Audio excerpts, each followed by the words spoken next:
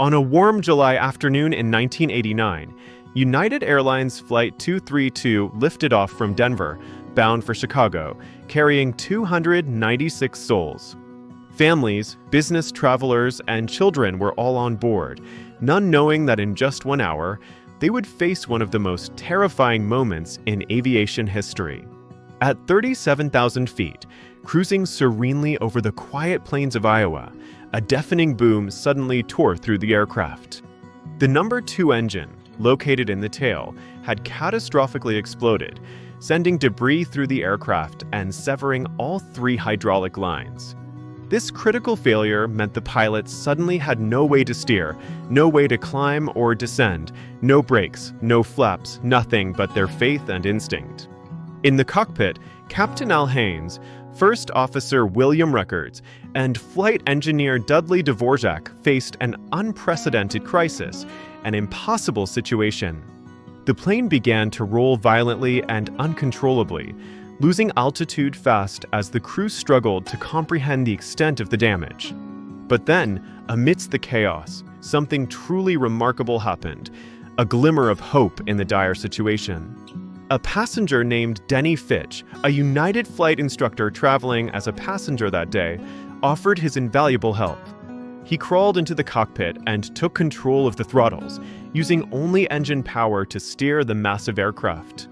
Together, these 4 men fought against physics itself, attempting to stabilize the plane with thrust alone, praying under their breath and refusing to give up. Below them, in Sioux City, Iowa, the community was already gathering, alerted to the unfolding disaster. Emergency crews prepared for the worst, hospitals cleared their halls, and the Iowa Air National Guard was on standby, ready to assist. The radio crackled with tension as Captain Haynes spoke calmly, his voice a beacon of composure amidst the crisis.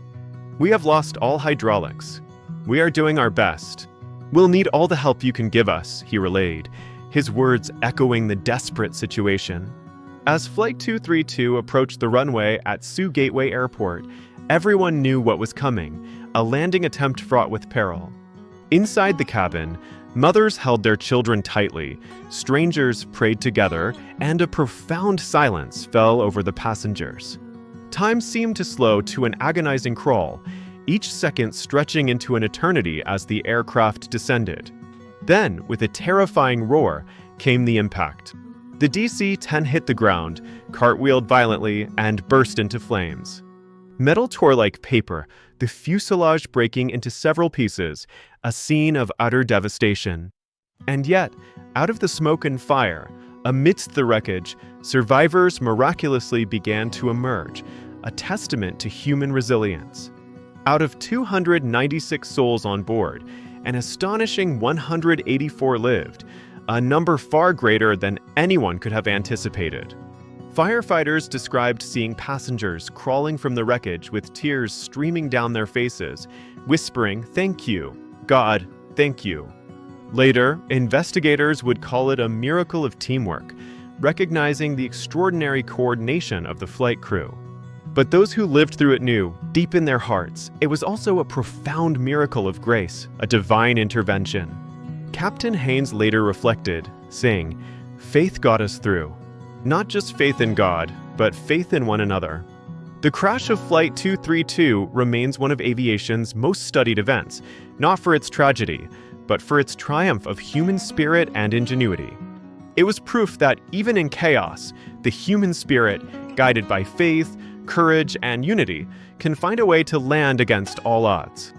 The incident led to significant changes in aviation safety regulations, including improved inspection procedures and a greater emphasis on crew resource management.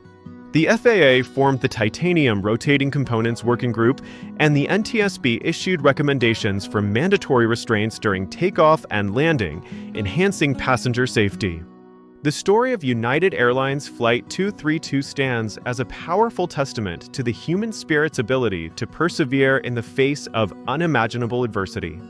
This is the Ember Chronicles, bringing you true stories of faith, survival, and the light that never goes out.